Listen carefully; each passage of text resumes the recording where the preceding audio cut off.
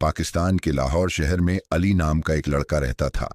उसे पतंग उड़ाने का बहुत शौक था। हर साल बसंत के त्योहार पर वह नई पतंगें खरीदता, उन्हें रंग बिरंगे डिजाइनों से सजाता और अपनी छत से आकाश को रंगीन कर देता। दूसरी ओर भारत के अमृतसर शहर में राजू नाम का एक लड़का रहता था। वह भी पतंगबाजी का दीवाना था।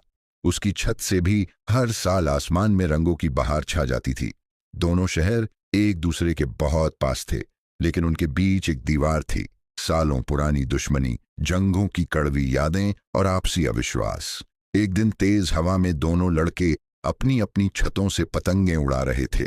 अली की पतंग हरे और सफेद रंग की थी, जिस पर चांद और सितारा बना था।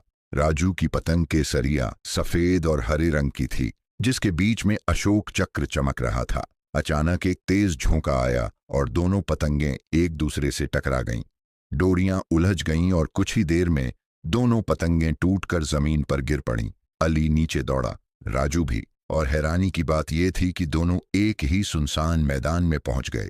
सीमा के पास का एक वीरान इलाका, जहां आमतौर पर कोई नहीं आता था। पहली बार उनकी आंखें मिलीं। थोड़ी देर तक दोनों एक दूसरे को देखते रहे, पहले संदेह से, फिर जिज्ञासा से, लेकिन फिर उनकी आंखों में एक जैसी मायूसी, टूटी पतंगों की टीस और दिलों में मासूमियत ने कुछ बदल दिया। तुम्हारी पतंग भी गिरी? अली ने पूछा। हाँ, तुम्हारी भी, राजू ने मुस्कुराते हुए जवाब दिया, और दोनों हंस पड़े। एक सच्ची बेफिक्र हंसी, जिसमें न नफरत थी न सरहद। अगले दिन वे फिर मिले, लेकिन इस बार अपने साथ एक खास चीज लेकर आए। एक बड़ी सी पतंग जो उन्होंने मिलकर बनाई थी, आधी पाकिस्तानी झंडे जैसी, आधी भारतीय। बीच में एक बड़ा दिल बना था, जिस पर लिखा था, हम दुश्मन नहीं हैं, हम सिर्फ बच्चे हैं जिन्हें बस उड़ना है। उन्होंने उस पतंग को मिलकर उड़ाया। वह पतंग बहुत ऊंचाई तक गई। नीचे से दोनों बच्चों की हंसी गूंज रही थी।